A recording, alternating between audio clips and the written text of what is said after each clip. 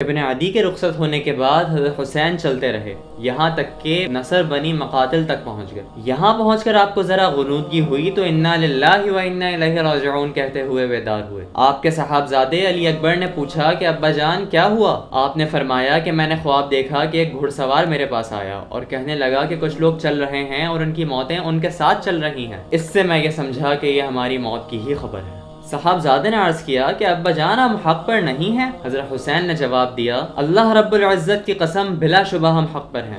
صاحبزادے نے پھر عرض کیا پھر ہمیں کس بات کا ڈر ہے جب ہم حق پر مر رہے ہیں؟ یہ سن کر حضرت حسین رضی اللہ تعالیٰ نے ان کو شاباش دی اور فرمایا کہ تم نے اپنے باپ کا صحیح حق ادا کیا ہے۔ اس کے بعد حضرت حسین رضی اللہ تعالیٰ عنہ پھر روانہ ہوئے۔ راستے میں ایک گھڑ سوار آتا ہوا نظر آیا۔ یہ سب اس کے انتظار میں اتر گئے۔ اس نے آ کر حر بن یزید کو سلام کیا اور حضرت حسین رضی اللہ تعالیٰ عنہ کو سلام تک نہ کیا۔ حر کو ابن زیاد کا خط بھی پہنچایا جس میں لکھا تھا جس وقت تمہیں میرا یہ خط ملے اس وقت حسین رضی اللہ تعالیٰ عنہ پر میدان تنگ کر دو اور ان کو کھلے میدان کے سوا کسی پناہ کی جگہ میں نہ اترنے دو اور ان کو ایسے میدان کی طرف لے جاؤ جہاں پانی نہ ہو، اور میں نے اپنے قاصد کو حکم دیا ہے کہ اس وقت تک تمہارے ساتھ رہے جب تک اس حکم کی تعمیل نہ ہو جائے۔ یہ خط پڑھ کر حر نے حضرت حسین رضی اللہ تعالیٰ عنہ کو اس مضمون سے آگاہ کیا اور اپنی مجبوری ظاہر کی کہ اس وقت مجھ پر جاسوس مسلط ہے، میں اس وقت آپ کی کوئی مصالحت نہیں کر سکتا۔ اس وقت حضرت حسین رضی اللہ تعالیٰ عنہ کے ساتھیوں میں سے ایک ساتھی زبیر القین رضی اللہ تعالیٰ عنہ نے فرمایا کہ ہر آنے والی گھڑی ہماری مشکلات میں اضافہ کر رہی ہے، ہمارے لیے اس لشکر سے قتال کرنا زیادہ مناسب ہے بنسبت اس کے جو لشکر بڑا آنے والا ہے۔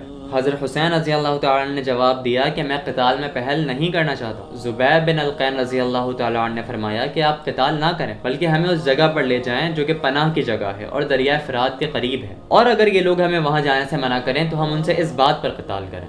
آپ نے پوچھا یہ کون سی بستی ہے؟ کہا گیا کہ یہ عقر ہے۔ تب آپ رضی اللہ تعالیٰ عنہ نے ارشاد فرمایا کہ میں عقر سے خدا کی پناہ مانگتا ہوں کہ اس کے لفظی معنی ہلاکت کے ہیں۔ اسی گفتگو کے دوران ابن زیاد نے عمر بن سعید کو اس بات پر مجبور کیا کہ وہ 4000 کا لشکر لے کر ان کے سامنے جائے۔ عمر بن سعید یہاں پہنچا تو اس نے حضرت حسین رضی اللہ تعالیٰ عنہ سے ان کے آنے کا سبب دریافت کیا۔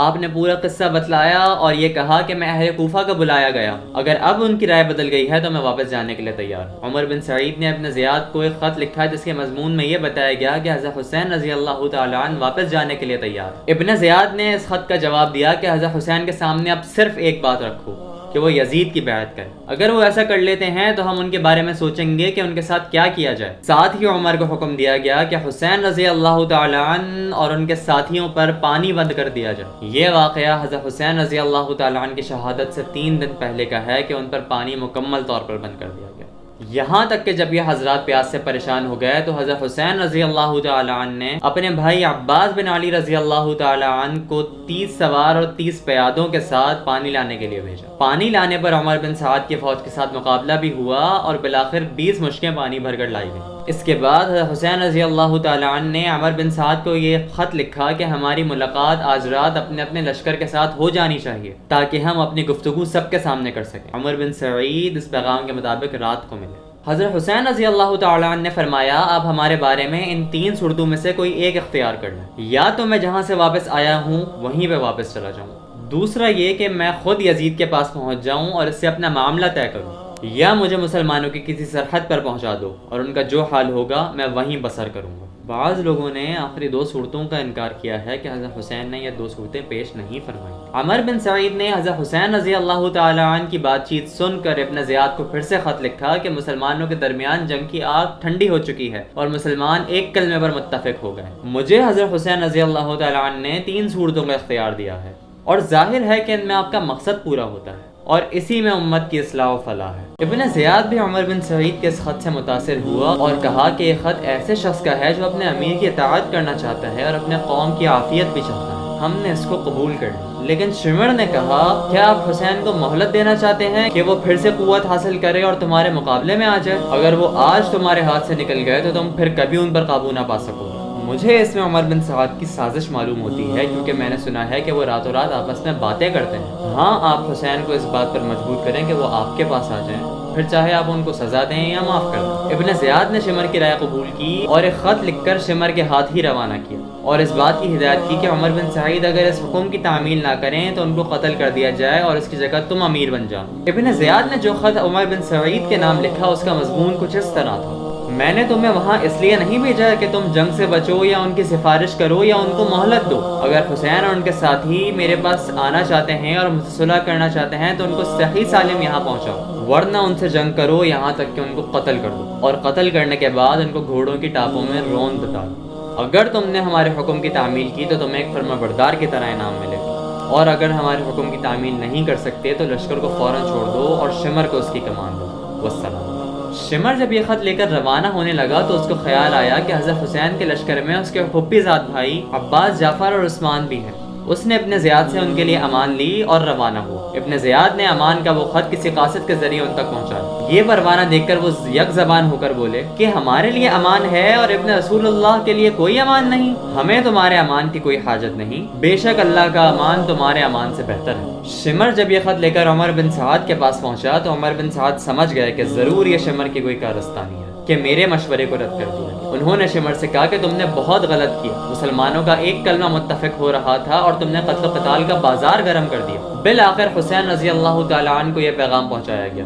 آپ نے اس کو قبول کرنے سے انکار فرمایا اور کہا کہ اس ذلت سے موت بہتر ہے۔ شمر اس مقام پر محرم کی 9ویں تاریخ کو پہنچا۔ حضرت حسین رضی اللہ تعالیٰ عنہ اس وقت اپنے خیمے میں بیٹھے ہوئے تھے اور پھر ان کو کچھ اونگ آ گئی اور پھر ایک آواز کے ساتھ بیدار ہوئی۔ آپ کی ہمشیرہ زینب نے یہ آواز سنی تو دوڑی ہوئی آپ کے پاس آئیں اور وجہ پوچھی۔ فرمانے لگے کہ میں نے رسول خدا صلی اللہ علیہ وسلم کو اپنے خواب میں دیکھا ہے اور وہ کہہ رہے ہیں کہ تم ہمارے پاس آنے والے ہو۔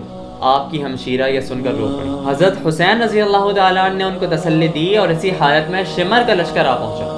آپ کے بھائی عباس آگے بڑھے اور حریف سے گفتگو ہوئی۔ شمر نے بلا مہلت قتال کا اعلان کر دیا اور حضرت عباس رضی اللہ تعالیٰ عنہ نے حضرت حسین رضی اللہ تعالیٰ عنہ کو آ کر اطلاع دی۔ حضرت حسین رضی اللہ تعالیٰ عنہ نے فرمایا کہ آج کی رات قتال ملتوی کر دو تاکہ میں آج کی رات میں وصیت اور نماز و دعا و استغفار کر سکوں۔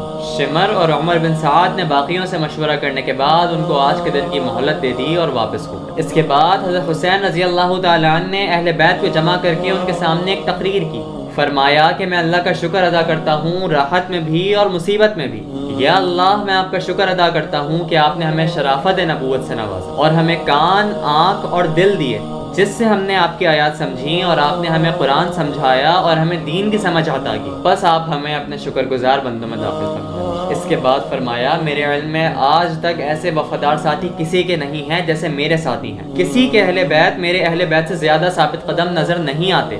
آپ لوگوں کو اللہ تعالیٰ میری طرف سے جزائے خیر عطا فرمائے۔ میں سمجھتا ہوں کہ کل ہمارا آخری دن ہے۔ میں آپ سب کو خوشی سے اجازت دیتا ہوں کہ آپ سب رات کی تاریکی میں متفرق ہو جاؤ اور جہاں پناہ ملے وہاں چلے جاؤ، اور میرے اہل بیت میں سے ایک ایک کا ہاتھ پکڑو اور مختلف علاقوں کی طرف نکل جاؤ، کیونکہ دشمن صرف میرا طلبگار ہے۔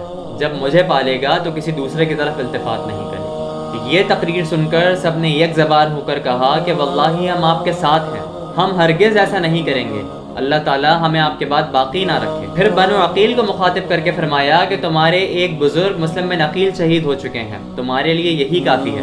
میں تم لوگوں کو خوشی سے اجازت دیتا ہوں کہ تم سب واپس ہو جاؤ۔ بنو عقیل کہنے لگے کہ ہم لوگوں کو کیا منہ دکھائیں گے کہ ہم اپنے بڑے اور بزرگوں کی موت سامنے رکھ کر واپس لوٹ آئے؟ واللہ ہم اپنی جانیں، اپنے مال اور اپنی اولاد قربان کر دیں گے۔ آپ کی ہمشیرہ حضرت زینب رضی اللہ تعالی عنہما جب رونے لگیں تو حضرت حسین نے ان کو تسلی دی اور یہ وصیت فرمائی: میری بہن، میں تمہیں خدا کی قسم دیتا ہوں کہ میری شہادت پر اپنے کپڑے نہ پھاڑنا اور سینہ کوبی نہ کرنا اور آواز سے رونے چلانے سے بچنا۔ حضرت حسین رضی اللہ تعالیٰ عنہ یہ وصیت فرما کر باہر آ گئے اور اپنے اصحاب کے ساتھ تمام شب نماز تہجد، دعا اور استغفار میں مشغول رہے۔ یہ عاشورہ کی رات تھی اور صبح یوم عاشورہ۔ صبح نماز سے فارغ ہوتے ہی عمر بن سعد لشکر لے کر سامنے آ گئے۔ حضرت حسین رضی اللہ تعالیٰ عنہ کے ساتھ اس وقت کل 72 اصحاب تھے، 23 سوار اور 40 پیادے۔